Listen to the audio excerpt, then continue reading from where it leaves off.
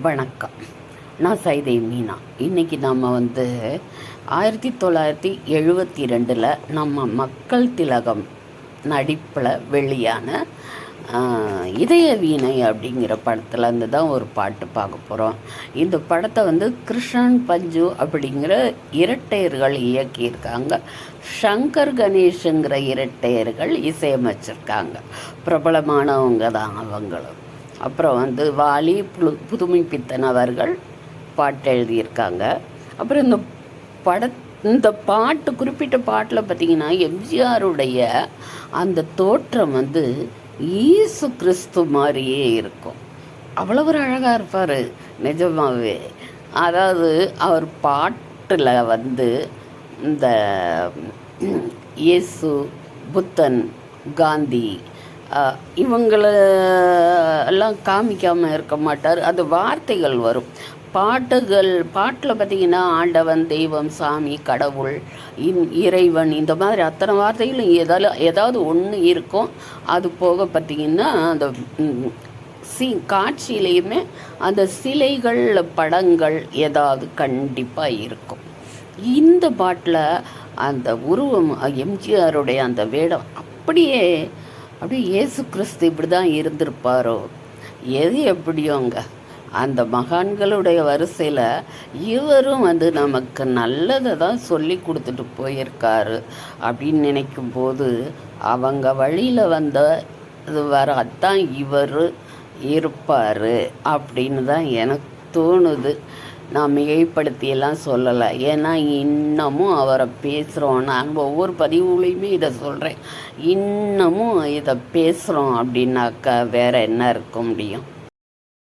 அந்த காலத்தில் கல்யாண வீடுனாலே இன்று போல என்றும் வாழ்க எங்கள் வீட்டு பொன்மகளே, வாழை கன்று போல தலைவன் பக்கம் நின்றிருக்கும் குலமகளே அப்படின்னு டிஎம்எஸோட குரல் ஆரம்பித்த உடனே கல்யாண வீடு களை கட்டிரும் பார்த்துக்கங்க. அப்புறம் பார்த்திங்கன்னா, வாராயன் தோழி வாராயோ மணமகளே மருமகளே வா வா, இதுக்கெல்லாம் டப்பு கொடுத்த பாட்டு நம்ம மக்கள் திலகத்தோட பாட்டு பார்ப்போமா? திருநீரை செல்வி மங்கையர்கரசி திருமணம் கொண்டாள் இனிதாக, என் இருவிழி போலே இருவரும் இன்று இல்லறம் காணட்டும் நலமாக, இல்லறம் காணட்டும் நலமாக, மஞ்சள் குங்குமம் மலர் சூடி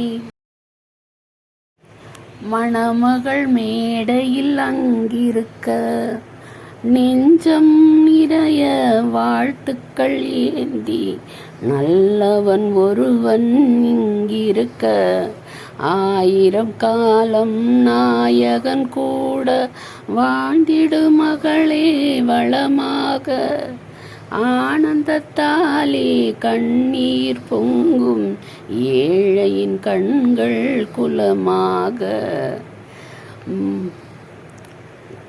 எங்கள் வானத்து வெண்ணிலவா இவள் இன்னொரு வீட்டுக்கு விளக்கானாள், எங்கள் குலம்பளர் கண்மணியாம் இவள் இன்னொரு குடும்பத்து கண்ணானாள், தாய் வழி வந்த மானமும் நாணமும் தன் வழி கொண்டு நடப்பவளாம், கோவிலில் இல்லை கும்பிடும் தெய்வம் கொண்டவன் என்றே இருப்பவளாம், திருநீரை செல்வி மங்கையர்கரசி திருமணம் கொண்டாள் இனிதாக, திருமணம் கொண்டாள் இனிதாக.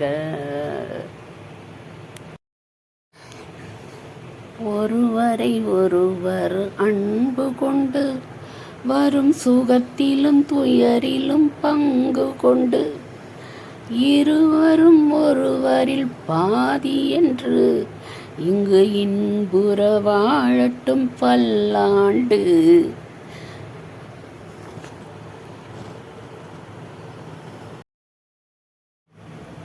குறள் வழி வந்த அறம்பொருள் இன்பம் குறைவின்றி நாளும் வாழ்ந்திடுக. தென்னவர் போற்றும் பண்புகள் யாவும் கண்ணென போற்றி வாழ்ந்திடுக. திருநிறை செல்வி மங்கையர்க்கரசி திருமணம் பூண்டாள் இனிதாக.